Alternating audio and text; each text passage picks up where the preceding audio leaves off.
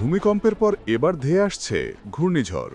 বঙ্গোপসাগরে ঘূর্ণিঝড় সৃষ্টির প্রবল আশঙ্কা করা যাচ্ছে বলে জানিয়েছেন আবহাওয়া.কমের প্রধান আবহাওয়াবিদ মোস্তফা কামাল পলাশ। তিনি জানান, আশা করা যাচ্ছে ২৬ নভেম্বর অধিক নিশ্চয়তা সহকারে জানা যাবে সম্ভাব্য ঘূর্ণিঝড়টি কেমন পরিমাণে শক্তিশালী হবে এবং কোন স্থানের উপর দিয়ে স্থলভাগে আঘাত করবে। আজ রবিবার বিকেলে নিজের ভেরিফাইড ফেসবুক পেজে ঘূর্ণিঝড় নিয়ে দেওয়া দ্বিতীয় আপডেটে এ তথ্য জানিয়েছেন তিনি। এই পোস্টে কৃষক ও জেলেদের জন্য কিছু পরামর্শও দিয়েছেন পলাশ। ফেসবুক পোস্টে তিনি জানান, আজ রবিবার ২৩ নভেম্বর পাওয়া সর্বশেষ আবহাওয়া পূর্বাভাস অনুসারে আগামী ২৬ বা ২৭ নভেম্বর দক্ষিণ পূর্ব বঙ্গোপসাগরে অর্থাৎ আন্দামান ও নিকোবর দ্বীপের দক্ষিণ পাশে একটি লঘুচাপ সৃষ্টির আশঙ্কা করা যাচ্ছে। এই লঘুচাপটি পর্যায়ক্রমে নিম্নচাপ, গভীর নিম্নচাপ এবং সর্বশেষে ঘূর্ণিঝড়ে পরিণত হওয়ার প্রবল আশঙ্কা করা যাচ্ছে। একটি ঘূর্ণিঝড় সৃষ্টি হতে যাচ্ছে এই বিষয়ে সব আবহাওয়া পূর্বাভাস মডেল একমত হলেও সম্ভাব্য ঘূর্ণিঝড়টি কেমন পরিমাণে শক্তিশালী হবে ও কোন স্থানের উপর দিয়ে স্থলভাগে আঘাত করবে এই বিষয়ে বিভিন্ন দেশের আবহাওয়া পূর্বাভাস মডেল ভিন্ন ভিন্ন পূর্বাভাস দিচ্ছে। ভারতের অন্ধ্রপ্রদেশ রাজ্য থেকে শুরু করে বাংলাদেশের চট্টগ্রাম উপকূলের মধ্যবর্তী যে কোনো স্থানের উপর দিয়ে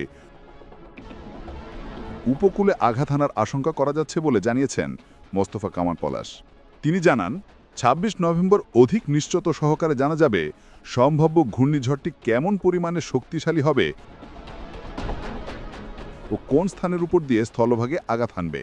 কৃষকদের জন্য পরামর্শ, সম্ভাব্য ঘূর্ণিঝড়টির প্রভাবে ডিসেম্বর মাসের ৩ তারিখ থেকে ৫ তারিখ পর্যন্ত বাংলাদেশের উপরে হালকা থেকে মাঝারি মানের বৃষ্টিপাতের প্রবল আশঙ্কা করা যাচ্ছে। ফলে জমিতে থাকা পাকা আমন ধান কাটা ও মাড়াই করা শেষ করার পরামর্শ দেওয়া যাচ্ছে। শীতকালীন শাকসবজি চাষিরা সম্ভাব্য এই বৃষ্টিপাতের কথা মাথায় রেখে বীজ বোনা ও জমিতে সেচ দেওয়ার জন্য প্রস্তুতি নিয়ে রাখার জন্য পরামর্শ দেওয়া যাচ্ছে। ডিসেম্বর মাসের ২ তারিখ পর্যন্ত রৌদ্রোজ্জ্বল আবহাওয়া বিরাজ করার সম্ভাবনা রয়েছে পুরো দেশে। সমুদ্রগামী জেলেদের জন্য পরামর্শ, ডিসেম্বর মাসের ১ তারিখের পর থেকে উত্তর বঙ্গোপসাগরের সমুদ্র উত্তাল হওয়া শুরু করার আশঙ্কা করা যাচ্ছে। ১ ডিসেম্বরের মধ্যে উপকূলে ফেরার জন্য প্রস্তুতি নিয়ে রাখার পরামর্শ দেওয়া যাচ্ছে সমুদ্রে মাছ ধরা সব ট্রলারকে।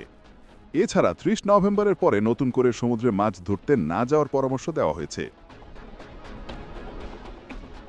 সেন্ট মার্টিন দ্বীপে ভ্রমণ আবহাওয়া পূর্বাভাস, ডিসেম্বর মাসের ১ তারিখের পর থেকে উত্তর বঙ্গোপসাগরের সমুদ্র উত্তাল হওয়া শুরু করার আশঙ্কা করা যাচ্ছে। ডিসেম্বর মাসের ১ থেকে ৫ তারিখ পর্যন্ত টেকনাফ ও সেন্ট মার্টিন দ্বীপের মধ্যবর্তী সমুদ্র প্রচণ্ড উত্তাল থাকার আশঙ্কা করা যাচ্ছে।